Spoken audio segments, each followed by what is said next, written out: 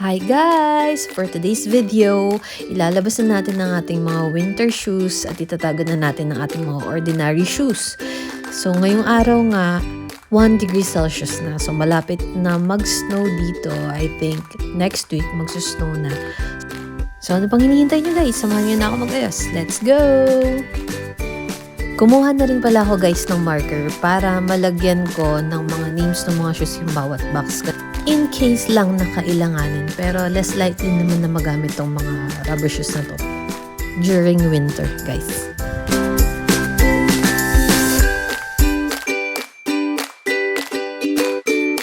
Ayun guys, natapos na tayong mag-name ng bawat shoebox.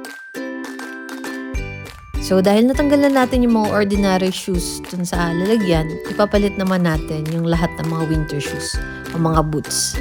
Let's go!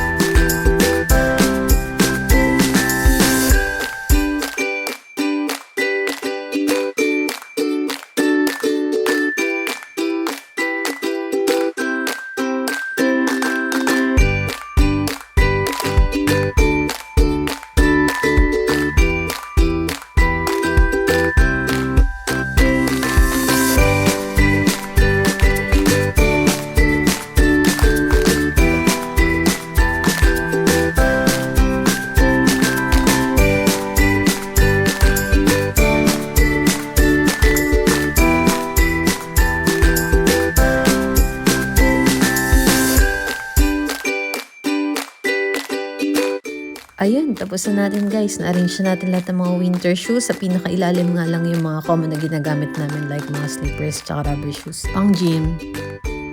Ayun lang guys. Like, comment, share, and subscribe guys. Follow nyo ako sa aking mga social media accounts. Thank you so much for watching. Bye-bye!